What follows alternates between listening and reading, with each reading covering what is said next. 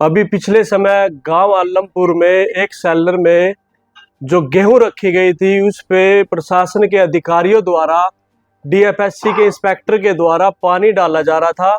और फिर वहां पे मौके पे भारतीय किसान यूनियन शहीद भगत सिंह के सदस्यों ने प्रशासन के अधिकारी और पत्रकारों को बुला के वहां पर सरेआम उसको रोका और पूरे हरियाणा प्रदेश में ये दिखाया कि बीजेपी सरकार में भ्रष्टाचार चरम सीमा पर है।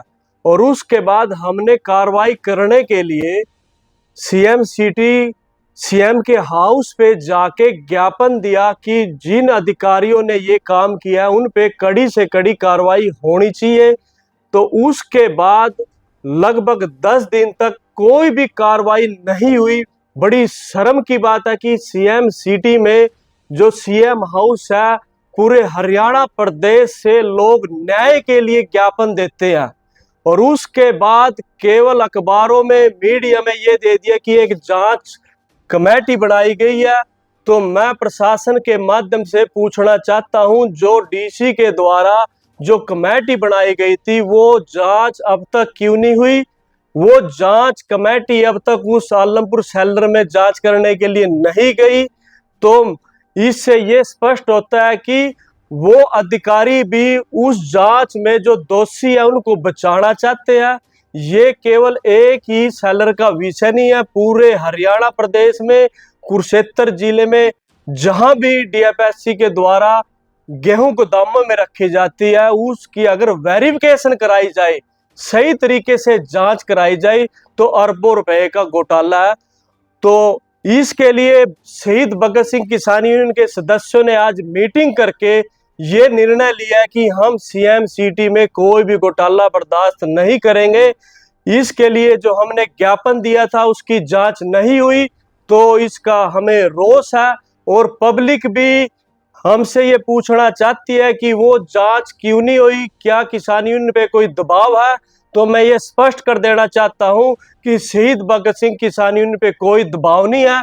अगर कोई दबाव हो सकता है तो या तो प्रशासनिक अधिकारियों पे या सीएम पे दबाव होगा कि उन पे कोई जांच नहीं होनी चाहिए। तो इसके लिए हम शुक्रवार को समय 11 बजे बीआर चौक पे प्रदेश के मुख्यमंत्री नायब सैनी का पुतला बनाकर दहन करेंगे और उस सीएम के पुतले पे आंखों पे काली पट्टी भी बांध देंगे, क्योंकि प्रदेश के मुख्यमंत्री को अपने प्रदेश में जो भ्रष्टाचार मुक्त की बात करते थे, जो भ्रष्टाचार चरम सीमा पर, और भारतीय किसान यूनियन के सदस्य या कोई भी समाज सेवी मेहनत करके किसी भ्रष्टाचार का खुलासा करता है, सबूतों के आधार पे सीएम हाउस में जांच करने के लिए सबूत देते हैं, उसके बाद भी उसकी जांच नहीं होती। इसलिए उस पुतले पे सीएम की आंखों पे पट्टी बांधी जाएगी काली कि सीएम प्रदेश का मुख्यमंत्री आंख मीच रहा, उसको कुछ भी दिखाई नहीं दे रहा।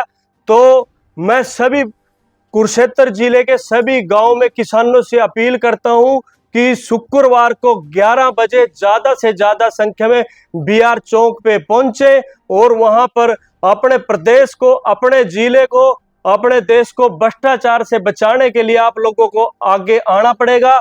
क्योंकि इस देश को बचाने के लिए लाखों कुर्बानियां दी है, आप लोगों का भी हमारा सबका मिलकर धर्म बढ़ता अपने देश को बचाने के लिए इस भ्रष्टाचार के खिलाफ कार्रवाई लड़नी पड़ेगी, चाहे इसमें प्रशासनिक अधिकारी हो, चाहे इसमें कोई भी राजनीतिक नेतागण हो, मुख्यमंत्री हो। अगर कोई गलत करता है उसके खिलाफ हम भारतीय किसान यूनियन शुरू से ही प्रदर्शन करता है और भ्रष्टाचार का खुलासा करता है। हमें न्यायप्रिय नेता चाहिए और मैं हाईकमान से भी ये रिक्वेस्ट करता हूं, प्रधानमंत्री से भी रिक्वेस्ट करता हूं कि कुरुक्षेत्र के अंदर जो सीएम सिटी जो मुख्यमंत्री है, बातों से काम नहीं चलेगा। या तो प्रदेश के मुख्यमंत्री को बदला जाए या प्रदेश को भ्रष्टाचार मुक्त शासन दिया जाए। जय जवान जय किसान। कहां से किसान आएंगे? देखिए, इसके लिए हमारी कल भी मीटिंग है, हम हर गांव में जाएंगे और सभी को इस प्रदर्शन के लिए बुलावा देंगे, क्योंकि हमारे पे भी फोन आ रहे हैं कि उसके लिए आप कौन सा प्रदर्शन करना चाह रहे हैं। अगर सीएम हाउस में भी हमें जाना पड़ा कि जिसको हमने ज्ञापन दिया, मेरे हिसाब से कैलाश भगत है सीएम के, जो कैलाश सैनी, तो मैं कहता हूँ कि उसको उस कोठी में रहने का कोई अधिकार नहीं है। अगर पुतला जो बीआर चौक पे हम पुतला दहन करेंगे उसके बाद भी कोई कार्रवाई नहीं हुई तो हम मजबूर होकर जो सीएम सिटी कुरुक्षेत्र में सीएम हाउस है हम उसका प्रदर्शन भी करेंगे, और जो कैलाश सैनी है उसको उस कोठी पर बैठने का कोई अधिकार नहीं है। वहां पर हम बैठ के अनिश्चितकालीन धरना भी देंगे, और वहां पर अगर हमें अनशन करना पड़ा तो हम अनशन भी करेंगे, भूख हड़ताल भी करेंगे।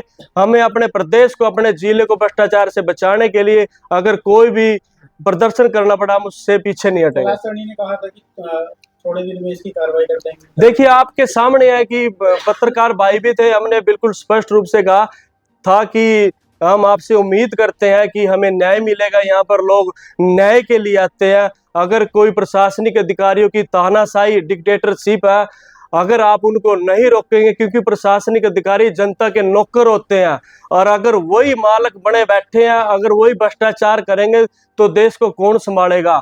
तो अगर आपके सामने ये कमजोर है कैलाश सैनी, मैं तो कहता हूं मुख्यमंत्री भी प्रदेश का कमजोर है, इस पे प्रशासनिक अधिकारी इस पे हैवी है, तो इसको बदला जाना चाहिए। अगर ईमानदार होता या इनके साथ राजनीतिक लोग मिले हुए हैं इस भ्रष्टाचार में, इसलिए जांच को दबाया जा रहा है। ये जैन राइस मिल में गेहूं के ऊपर पानी मारते हुए पकड़े थे, उसके बारे में जो हमने सीएम हाउस पे जा करके ज्ञापन दिया और उनको जांच के लिए बोला था, तो उस पर कोई जांच नहीं हुई। डीसी साहब ने कमेटी जरूर बनाई थी, पर कमेटी का कोई पता नहीं है अभी वो कमेटी बनी थी या नहीं बनी थी। आज तक उस पर कोई कार्रवाई नहीं हुई, ना उसके ऊपर कोई जांच की गई। उसके बारे में आज की जो प्रेस कॉन्फ्रेंस है, तो आने वाला जो शुक्रवार है, शुक्रवार वाले दिन 11 बजे बीआर चौक पे सीएम साहब का पुतला दहन किया जाएगा। और जितने भी हमारे किसान साथी इस वीडियो को देखते हैं, तो सभी किसान साथियों को अपील है कि ज़्यादा से ज़्यादा संख्या में बीआर चौक पर 11 बजे जरूर पहुंचना है। और प्रशासन के ऊपर उम्मीद रखी थी कि वो निष्पक्षता से जांच करेंगे, पर उन्होंने कोई जांच नहीं की। और आगे भी अभी उनके पास समय है, या तो जांच कर करके जो इसमें दोषी हैं उनको सस्पेंड किया जाए, उनके ऊपर कार्रवाई की जाए, और जो उसके ऊपर पर्चा दर्ज होता है वो करने का काम करे। प्रशासन से कोई बातचीत हुई थी पहले जब कि सीएम हाउस के पास प्रदर्शन किया था ज्ञापन सबूत, उसके बाद कोई बातचीत? ज्ञापन के बाद अभी तक कोई बातचीत नहीं हुई। और जो भी उनका एक वीडियो जारी जरूर हुई थी कि उन्होंने कमेटी बनाई है, उसके बाद उस कमेटी के बारे में हमें कोई अब तक नहीं पता लगा। कमेटी से मिल नहीं कमेटी से मिल पाए, और ना ही कमेटी में हमने बोला था कि हमारे 2 बंदे उस कमेटी में लिए जाएं, हमारा 2 बंदों के हमने नाम भेजे थे, वो भी उसमें अभी तक ऐड नहीं हुए। और ना ही हमारे पास कोई अब तक फोन आया, और ना ही इस जांच के बारे में अब तक कोई मैसेज हमारे पास पहुंचा।